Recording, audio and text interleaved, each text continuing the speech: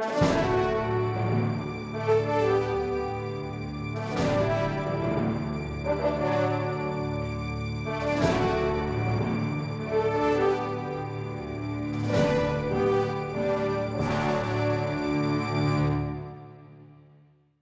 Hunter Atkins, the Bank of Nashville Chairman, and today our subject for the CEO Cafe will be succession and transition for executives. JimLackey will introduce the topic today, and he will follow with a conversation among a panel that's been assembled of experts who have either gone through transition or advised people on transition. The CEO Cafe, and this is our 12th CEO Cafe, always deals with a topic germane to the Nashville business community. The Bank of Nashville and its 10 branches want to give this to you, our audience, as a gift, and hopes that it will attract you to our bank as a customer. So without further ado, let me introduce Bill Nye, the new CEO of the Bank of Nashville, and JimLackey as they present a program on career succession for CEOs.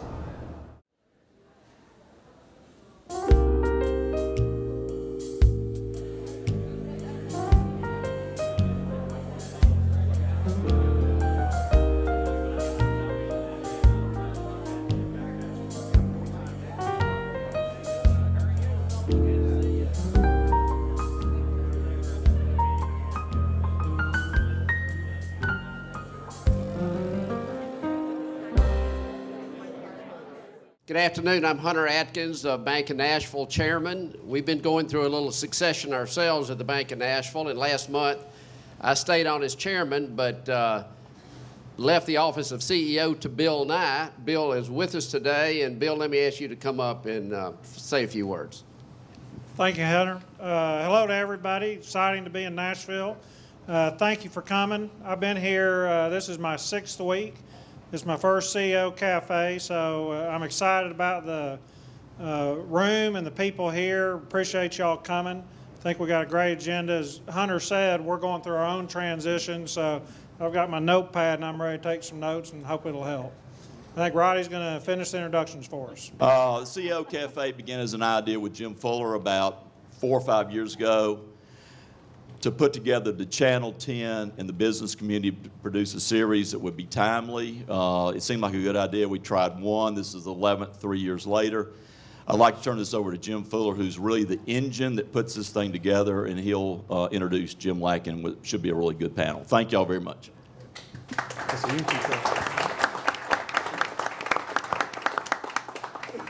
Our topic today is executive transition. JimLackey will be our speaker. Many of you in the crowd may or may not identify with the word executive, and many in our viewing audience may or may not, but all of us can identify with the word transition. We all make career transitions, business transitions, and life just throws a lot of things at us that causes lots of other transitions. I'd like to introduce our panel first. Art Repovich is the one that is on the board that Roddy mentioned, and is the co-founder and co-owner of Compass Executives that works with businesses in transition and with C-level executives in transition like Jim, and matches them a lot of times into coaching, consulting, sometimes even interim management roles. So he'll be a great one to talk to about just general business and executive transitions. Jane Hardy is also on our panel and started her company in the early 80s. Career Resources has literally worked with thousands of Middle Tennesseans on their career transitions, many of them in this audience today. She is arguably the best, if not one of the best, career transition specialist in Tennessee. We're proud to have her looking at that career transition part.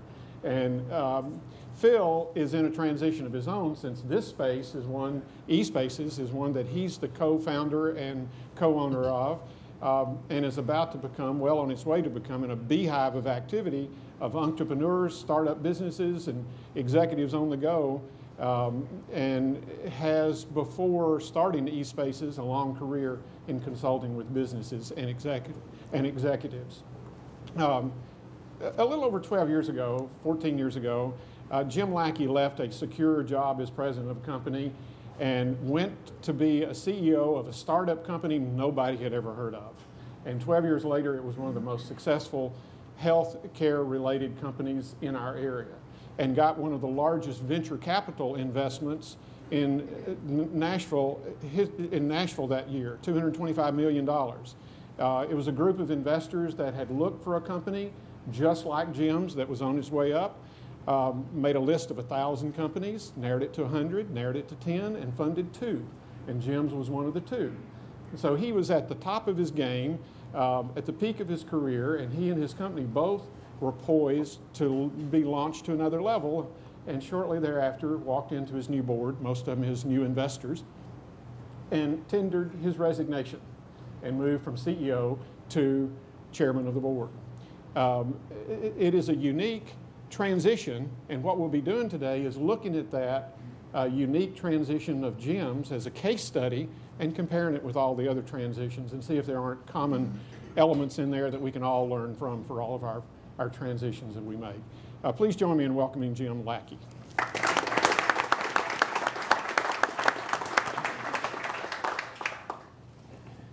I panicked for a minute. Can you hear me? Is that good? Somebody laid this on top of my notes, and I'm like, where in the heck did... Of course, I won't look at the notes, but how many of you guys know Jim Fuller? That's what I thought. I call him the human Facebook. Now he's the human LinkedIn, I guess. But Jim, I really appreciate Jim and thank him for doing this. How many of you came? I did this once before, so of the 10 or 11, how many, Roddy? 11? Okay. I'm 2 of them, which is sort of sick, I think. I must be cheap. But I'm glad to be here. How many of you were at the other one? Okay. I lied about all that stuff, so this will be all new for you. So this will be new material, but I'm really glad to be here. I want to introduce Dan Proctor. Stand up, Dan. He's like, oh, Jim. Dan's my partner in that company Jim talked about that started up back in 1996 or 5. We argue about whether it was 5 or 6. He said he had the idea and started in 05, and I said, it doesn't count till you get some money. So that was 06, and but that was Passport, and that was all Dan's idea. And Dan is the ultimate entrepreneur. If Dan, you know, we'd argue after I took over as president and then CEO, Dan would come in with these ideas, and I'd say, great, Dan, but how do you make money at that? That doesn't make any sense to me. And you got to give stuff that the company wants, or that the customers want. And he said, oh yeah, Jim, so in 1995, how many people were sitting around going, man, I'd love an internet-based system that would help me verify insurance eligibility, you know, hospitals? And I said, okay, good point. So, you know, I mean, I think when you think about startups and you look at crazy ideas they've got, don't be surprised if next year, you know, that's the best idea that anybody ever had. So I really encourage entrepreneurs all the time. eSpace is Phil's idea. Phil was on my original board and one of our original investors, his former company, and eSpace got stuck in his head probably 5 years ago, and I did the same thing to him. Dumb idea. I just can't believe, you know, how can that ever work? And by golly, it's going to work, and it's a beautiful space, and I hope you learn more about it today. I started in healthcare 30 years ago, and really, I tell people literally at the bottom. I was an orderly at Baptist Hospital, and that's what I did. I looked at a lot of those, and it was a great way to start a healthcare career, was touching patients. And I think so many today that are in healthcare, and they're all around you, have never seen the patient. And I always encourage people, you need to look at the patient. You know, that's why you're doing this. You need to understand that the patients who this is all about. It's not about making money, although it's nice to do that. It's not about, you know, it's not about necessarily how many beds you have. It's, are the patients getting well? And so I think that was a good experience. I was in hospitals, HMOs, managed care organizations, worked for a Medicaid organization, worked in the work comp industry, And then Dan came and got me one day, and he said, we knew each other casually, and he said, Jim, the internet's going to change the world. And he just stopped. And I'm like, well, great, Dan. I mean, that's going to be awesome. Why are you telling me this? He said, because we're going to build, he already had me hooked in, we're going to build a company, and it's going to take a lot of this junk out of the internet, or out of the healthcare system that doesn't need to be there. It's going to really cull it all out.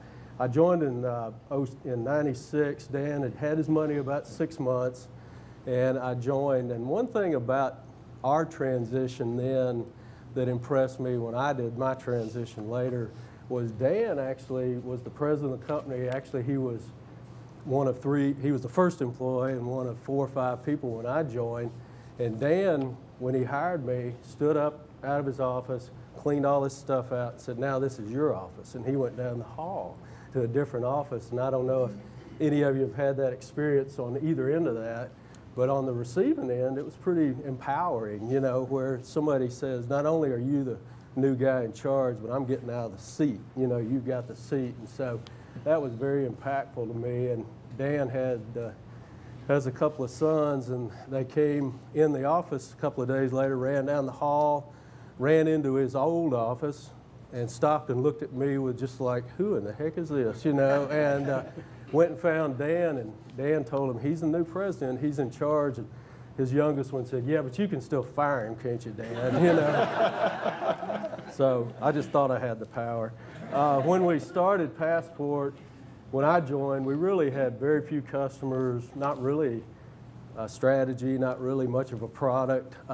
And, you know, it was the concept that the internet was going to change the world. Can we figure out something to do on that? We really tried to focus on healthcare, but also on the administrative side of healthcare. How many of you are involved somehow in the healthcare industry? Raise your hand. We're in Nashville, Tennessee. Healthcare, I know as consumers, you would agree is one of the most confusing looking things you've ever seen from the outside looking in. And let me assure you that from the inside looking out, it's worse. I mean, it is just a very bizarre reimbursement system that we put together over the years. And usually when it's almost solved, we get the government involved, and it gets just a little more crazy, you know, than it was before. So it's very complex and very hard to understand. My experience from being on both sides, the hospital side, physician side, and also I spent a few years on the insurance company side, I realized that there was this huge gap between the two that maybe we could use this internet thing to solve. So we built a front end, really a portal that we decided we would set up so that hospitals could come to this portal, and instead of picking up the phone, calling an insurance company, and being on hold, usually, for some period of time, waiting, talking to somebody, getting an answer, they could click on this portal and in 3 to 5 seconds get the answer they were looking for via the internet, and we charge them a quarter. You know, we charge them 25 cents for that transaction. And at the time, I think it's probably more now, but at the time what we found out is there was over 30 billion of these transactions every year, okay? So 30 billion of these occur every year in the form of telephone calls, paper, faxes, mail, you name it. And so we wanted to just capture, you know, a few of those and see if we could knock out some of the hassle and everything else. And we thought if we can just move those to the internet, charge a quarter for each one, we'll be rich. I mean, there's no question about this. This is going to happen, you know. And so I tell you, it was easier than it sounded. So the easy part was getting the internet portal set up. Dan did that one weekend, he told me. And the hard part was if you're going to give information to the hospitals that the insurance companies have today, we got to go to the insurance companies and get it from them, right? Oh, yeah. So that was a really difficult transition, talking to them. You know, imagine going to an insurance company in 1996 and saying, we want access to all your data, and we're going to put it out on the internet, okay? And so that was tough. But then you go to the hospitals, and they'd say, how many of these insurance companies do you have on your portal? And we say, none yet, but if you'll sign up, that'll be some real leverage for them to give it to me, you know. go to the insurance company. How many hospitals you got signed up? None yet, but I think if I could get your data, I got a bunch of them that really want it over here. So, you know, you've heard this if you've been here, but I had huge respect for the first fax machine salesman. Think about that guy. You know, yeah, buy this fax machine, you can fax something to who? If you'll give me a name, I'll go sell it to them too. So, you know, that's where we were. I think it was a good idea. It was a great idea, obviously, but it was just hard to get going. We lost money for 5 years. Jim says 7, but he's so dramatic. So it was just 5.5 years is all we lost money. And I went to my wife the first month we made money and said, oh, we had a big celebration, had champagne, and I said, we made money this month. And she said, I thought you always made money. And I said, okay, we're going to stop this conversation right now. So I didn't want to get any deeper. Over the years, we raised a bunch of angel money. We raised 2 venture rounds, and then the last 2 rounds were private equity rounds, and they were very profitable. The thing went well. 2008, we had a very large private equity company come to us, and they and a couple others basically bought 90% of the company. So a little different than Jim's version. I told them before they put the money in that I wanted to leave, and I'll tell you, don't do that, okay? That was not a good thing. Scott knows, don't do that. Spooked the heck out of them. They're like, what are you talking about? We spent a lot of time walking through that. And finally, they gained some comfort with that, and I think they now know it wasn't such a bad idea. So why did I do this? Family, you know. I mean, family was one of the big things. I got 3 new grandkids. The youngest is 2. And I said, I don't want to never know them. You know, I mean, I think, you know, this is an important time in their lives. And I can remember my grandfather and grandmother being there, and I wanted to do the same thing. The other thing was bucket list. My wife and I have been married 34 years.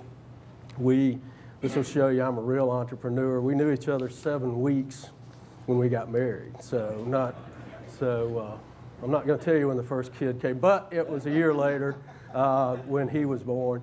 And we had 3 sons in 5 years. So in 5 years, we went from not knowing each other to having 3 sons. And so, but we've been married 34 years, so we did make it through that. I hope 34 is right, Phyllis. I think that's right, if she sees this on TV. I was going to tell you guys, I did this once before. A friend of mine had serious heart surgery at St. Thomas, and he told me, he said, I woke up in the middle of the night. He said, I couldn't sleep. You know, they had me on all kinds of drugs. I turned on TV, and there's you talking, you know. And he said, I punched the nurse button and said, whatever. You know, he thought he was hallucinating. He thought he was out of it. So the other idea that I think is more important is I was sort of out of ideas. I don't know. I'd only had a job. The longest job I'd ever had was 5 years. I've been doing this for almost 15. And I don't know about you guys, but I ran out of ideas, you know. I mean, it's like a little bit of passion leaves, a little bit of energy leaves.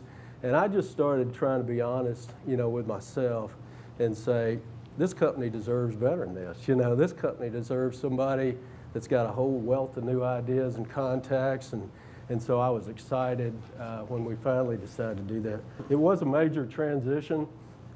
Jim said it when we started talking about this. He said, a lot of people don't want to hear about this because they're not going to retire, you know, but I think everybody goes through transition. It can be kids going to college, which is about to happen for some of you. It can be divorce. It can be new babies.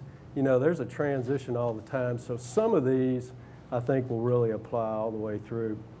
And I just, when I went into this, the other thing I did, and you'll see that in one of my bullet points, was seek counsel. And Jim Fuller was the first one. Somebody, I don't even remember how we met actually, but somebody said, you ought to spend some time with Jim. He's good at this and good at helping people through this. So we met once a week at the same table in Nashville and Cool Springs, and we talked through it, you know. And he said, what do you want to do? Why are you doing this? And does Phyllis, you know, does she share the same desire, which was pretty important? And so we spent a lot of time really walking through those decisions together. So I really appreciate Jim's help in that. So what I did, Jim said I ought to write a book, and I said, I'm not writing a book, so, but just in case, I took notes. So every time I thought of something, I jotted them down, you know, and so when Jim asked me to do this, and I said, well, I'll pull out the notes and just see what we've got. Okay. The new name of this presentation is Know When to Fold 'Em. We thought of a lot of real formal names, and I thought, I like that one, don't you? So Know When to Fold 'Em.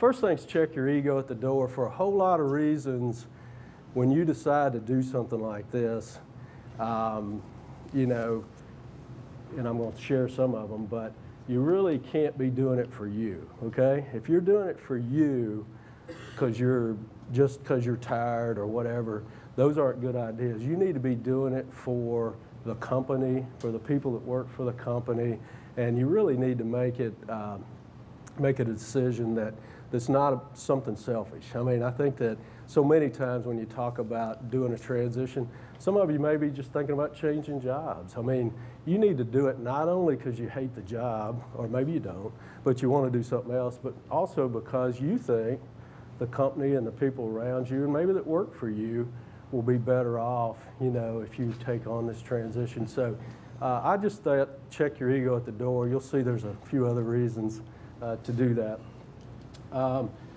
This was really surprising. Once I got these, they were spooked for a couple of days, and then I think they thought, well, crap, there's got to be better people than Jim out there, you know. And so one of the things I'll warn you is if you decide to start something like this, you can't stop it. I mean, it's almost impossible to go back and say, you know, I was thinking about this. Now, we know a couple of football players that doesn't work for, but I think that, you know, that for me, it was like once this train started rolling, there was no turning back. So I think people start, I don't want to say writing you off, but there's a little bit of this linked up thing that starts happening.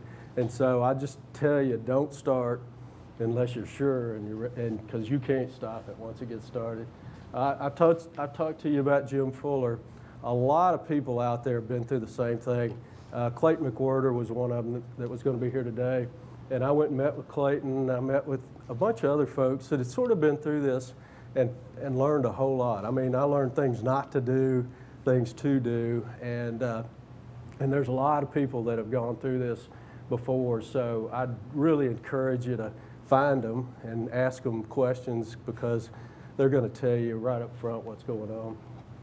Be honest with your investors and yourself. Some of you don't have investors per se, but you all have investors. So, I mean, there's people who have invested, you know, maybe their time in you or invested part of their career in you. And so I really encourage you. My investors, I told them before, they were so spooked. And finally, after we walked through it, got the deal done, a few months later, we were together playing golf, and one of them said, what you don't understand, Jim, is nobody tells us before, okay?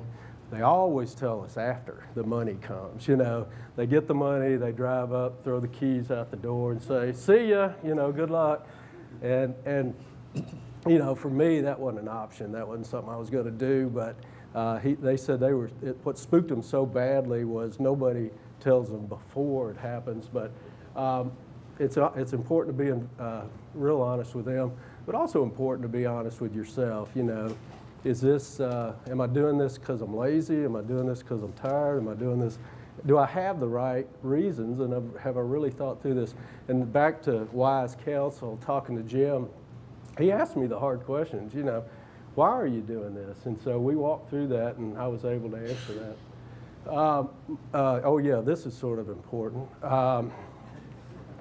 You might want to ask your spouse before you do this too. Now I did, but I could see this being one of those things you just on a wild hair go in and say, okay, I'm quitting today, and go home and tell your spouse. And you've already seen 3 slides back. You can't stop this once it starts. So Phyllis and I talked a whole lot about it. And you know, like any spouse, she was worried not only about financially, you know, is this okay for us to do, but also psychologically, you know, is he really ready to do this?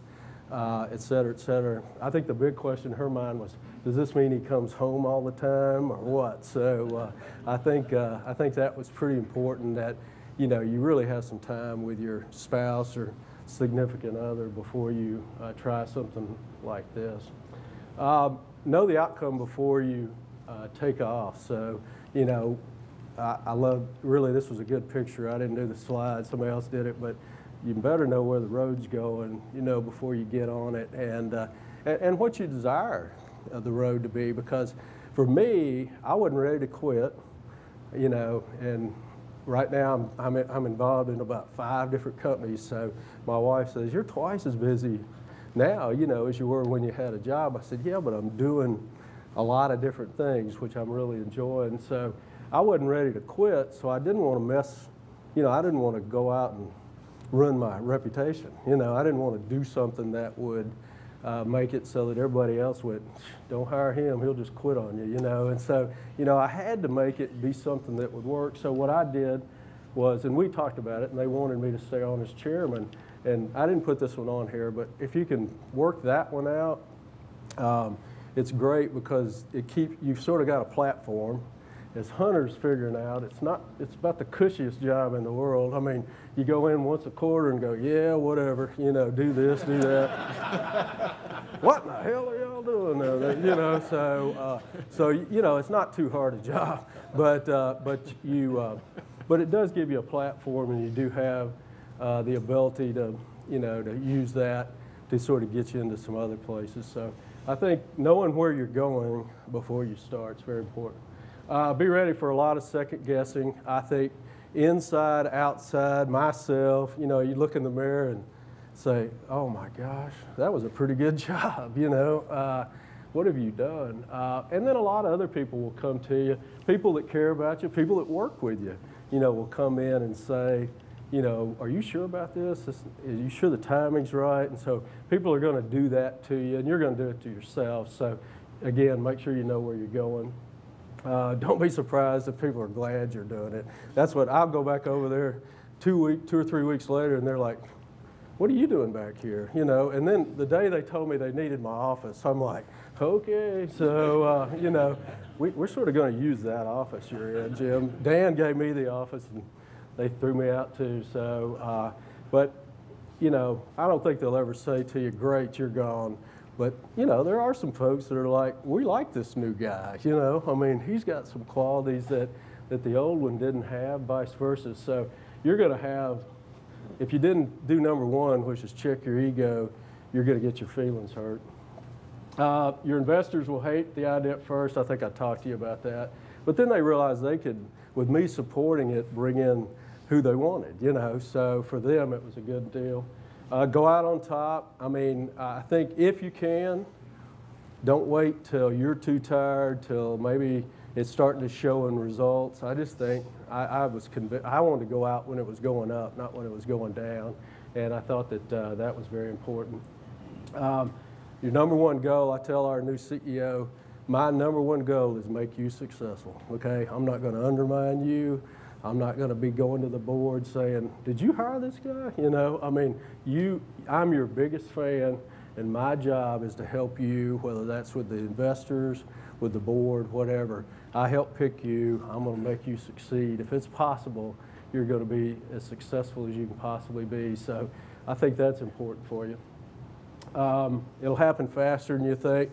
Literally, I thought, at first I said, "I'll stay on 6 months and help him go." Then it was 3 months, then it was 2 months. And after about a month, it's like, hey, nobody's even asking my opinion anymore, So you just can't believe how fast it'll happen. At Passport, worked for a boss who brought me in one day, and he said, "We love having you here." First day at work, "Love having you here. You're going to be great for the company. Don't forget that 2 weeks after you leave, nobody will remember your name." That's what he told me on my first day. So I was so impressed by that, because what he was saying was, invest as much as you can in this company, but don't forget the important people back home, and because they're the ones that are going to be there forever and support you. So that was my pitch to all new Passport employees. I got some of the funniest looks, but it's true. I mean, you're gone, I mean, they're moving on. You are replaceable I don't care how big shot you think you are. They'll still come to you, though. That's what happened to me. People were so used to coming to me, asking me things, that for weeks after they'd come to me, and I had to say, you know, that's not my decision. Go down there to the corner guy, and he'll take care of that. So really, you got to do that if you're going to make him successful. It's very important. I've told you that. Oh, this was really a good one. One of my investors said, when you hire this person, they're going to do all this stuff, and you're going to probably like a lot of it. The true test is going to be when you don't like what they decide. So the true test is when they do something different than you would have done and how you react to that. So I had it happen, you know, and I'm like, oh boy, you know, what am I really going to do? And I went in, I said, I really support that decision. I would have done it different, but you shouldn't have done it different. And I think you got great reasons why, and it was the better decision. So I think that, you know, I think that is, he told me, and it was, that's the true test of how well your succession's going, is if they do something you disagree with and you can support that. I told you that one. And that was really it. I just wanted to get enough to get us talking and put some stuff out. I will tell you that Jim Fuller said, don't forget to tell them if you're sorry now, you know, after a year. It's been about 15 months since we brought in the new CEO, so 12 months or so since I walked out, never to walk back in except till they threw me out of my little office I had. But you know, for me, it's been perfect. I've gotten involved in a whole lot of boards. I'm on Phil Gibbs' membership committee for the E-Spaces, on the Nashville Entrepreneur Center that they just started up on that board, National Healthcare Council board, and a few other companies. So, you know, it's enough to do something different. Almost every day is something different. But it's also, I mean, right after I leave here, I got to go babysit with Mason, you know, so he's my 2-year-old grandson. So that's what it's all about. And I feel very blessed, you know, to be able to have those kind of decisions and make those kind of decisions. So I'll turn it over to you guys. Jim? Let's give him a hand.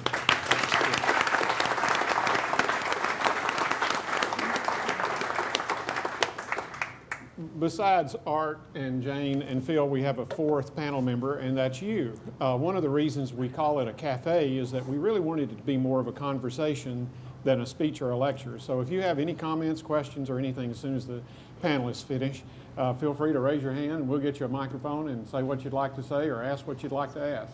Art, anything about what Jim said resonates with any of the transitions you've seen? I think it all does, but I get, you know, the two key pieces from that part, communication with your spouse, family, and so forth, there's no question. And I think we've all been in a position sometime where we forgot to mention something to somebody. But this is a big decision, not from the business perspective, but from how you live your life going forward. Things do change very quickly. I sold a family business about 25 years ago, and I ended up going to run a part of it with the company we sold it to. But it changed immediately, and you've got to be prepared for that. And it's not a bad change, but if you don't think about it and you hadn't communicated with your family and others, it's just a new environment. So the more you plan ahead, the more you think ahead, the better it's going to be. So everything Jim has talked about is great, but it does change very quickly. Jane, career transitions, any similarities you picked up?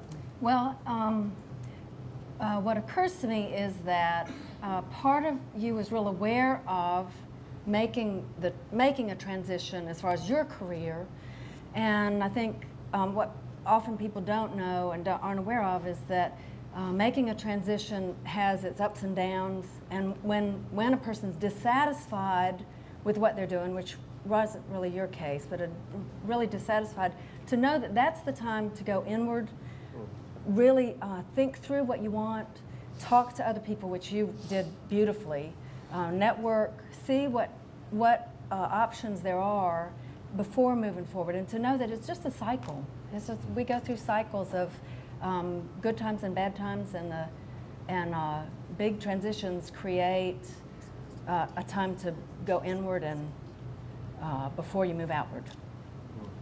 Good. Phil?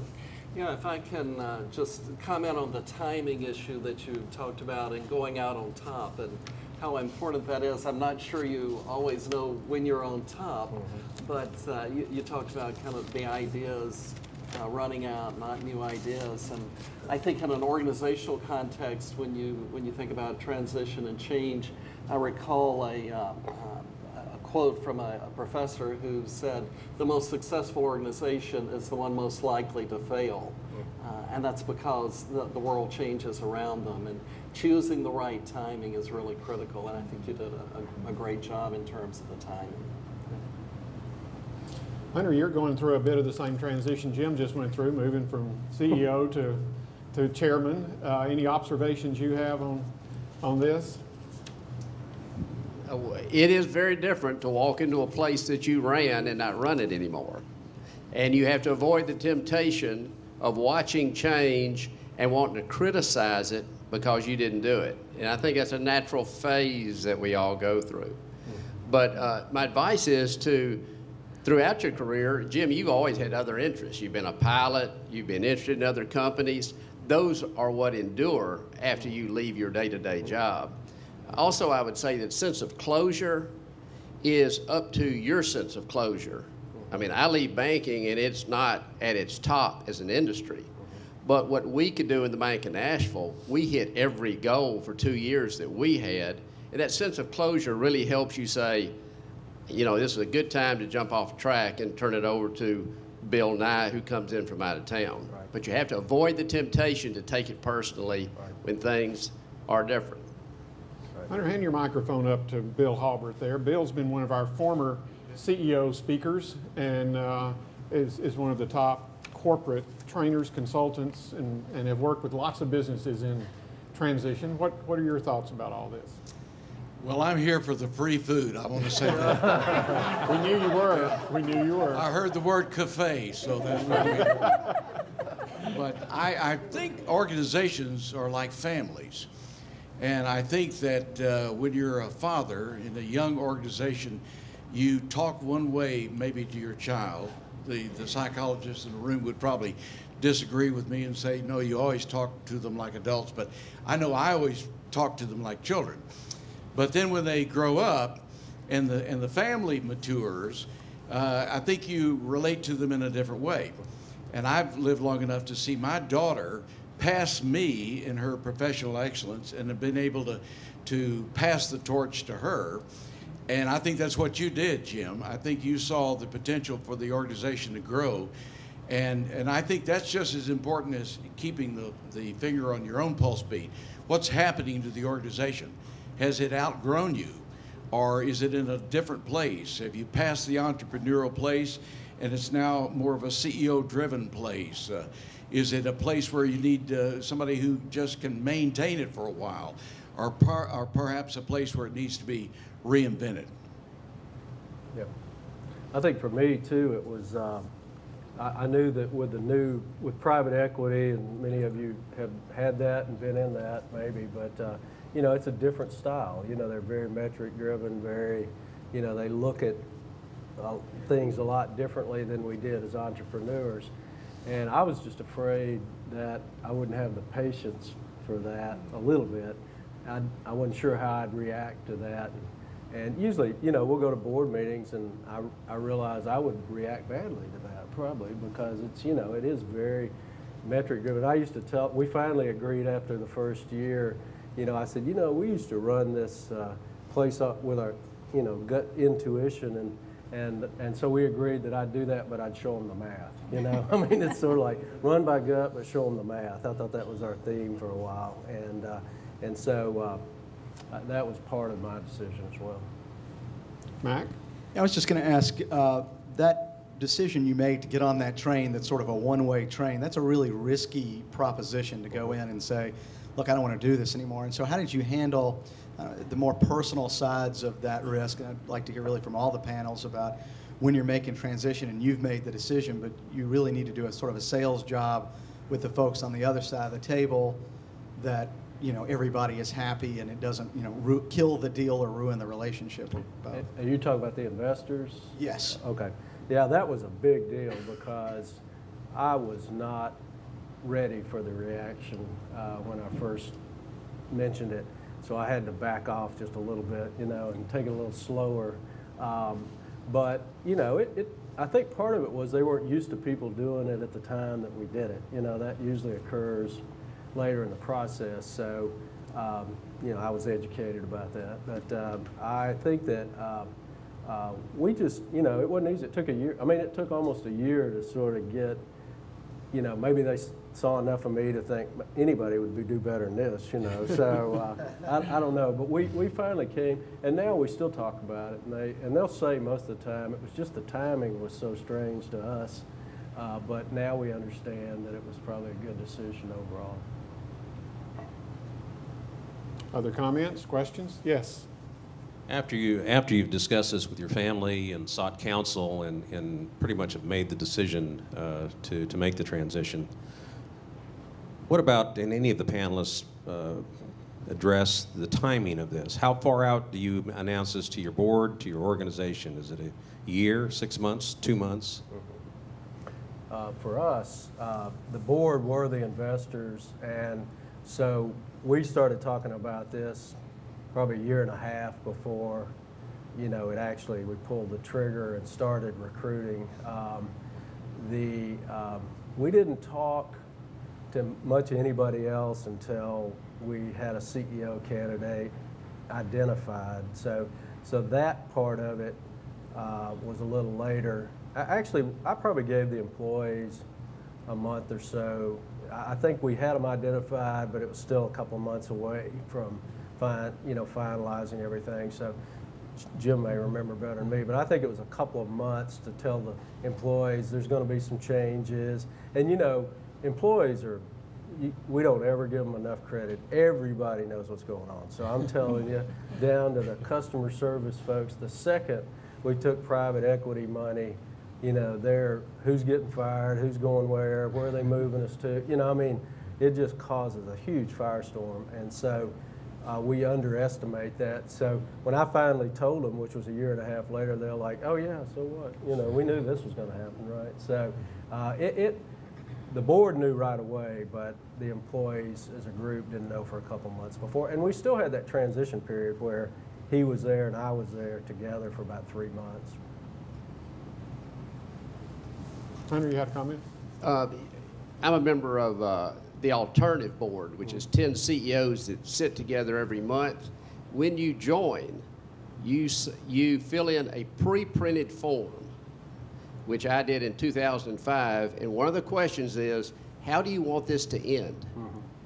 And it's really interesting when it's not time to end, but to think, how would you want it to end? Mm-hmm. And if you'll think through it, when those circumstances arise, you start getting some clues to when it's appropriate to end. Right. But answering that question early on is very interesting for a lot of people. Yep, good advice. Good. Other comments, questions?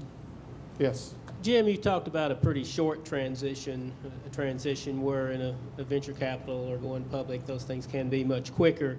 For a lot of the small businesses in Middle Tennessee, they're trying to transition to employees that have come up through the ranks. There's a mentoring process. Some owners, I was blessed with a partner, Jack Bird, who was friends with Art Rebrevic's father. They worked together for years. Mr. Rebrick was able to make that transition. Jack, for whatever reason, was very good at making that transition to younger partners.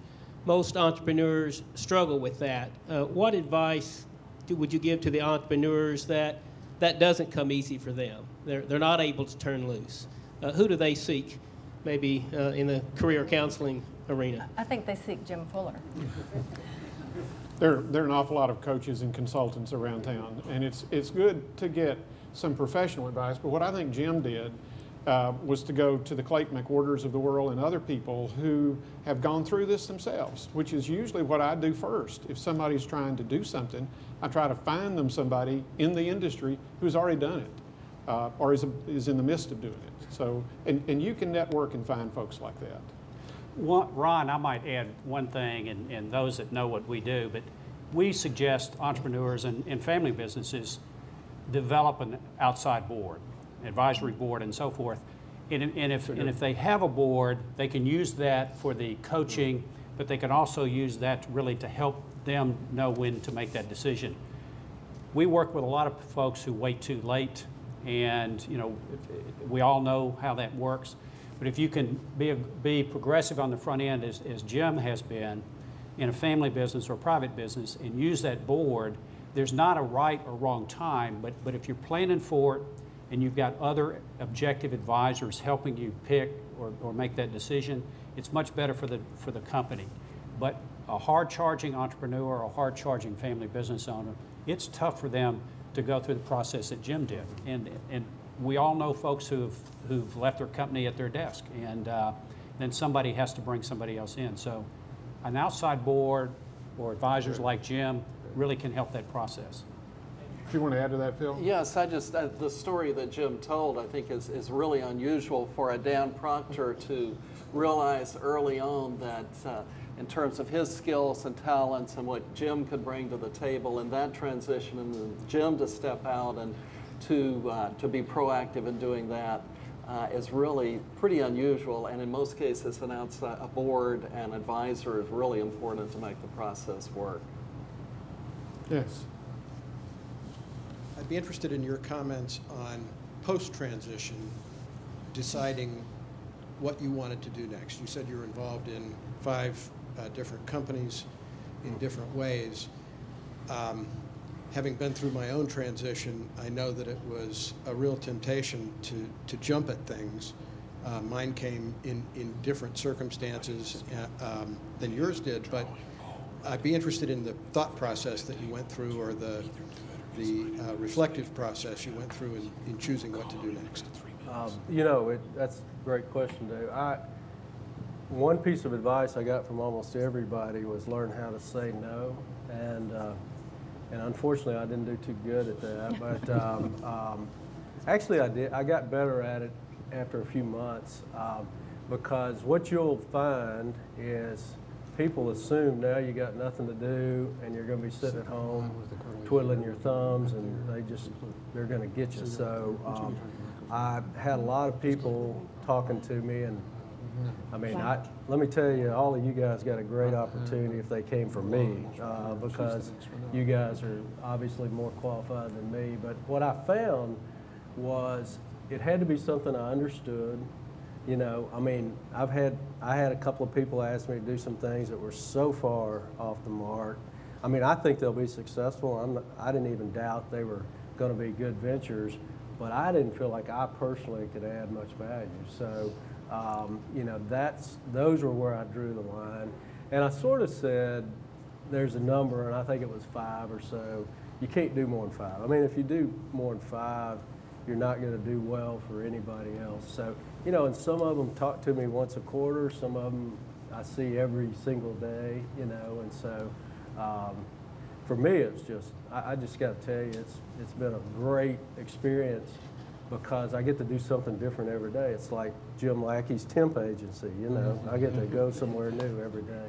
And that really is refreshing. I mean, after doing anything for a long period of time, to get to go, and you're sort of like, now what am I doing today? Is this the eSpaces thing, or is this the, what is it? So it's fun.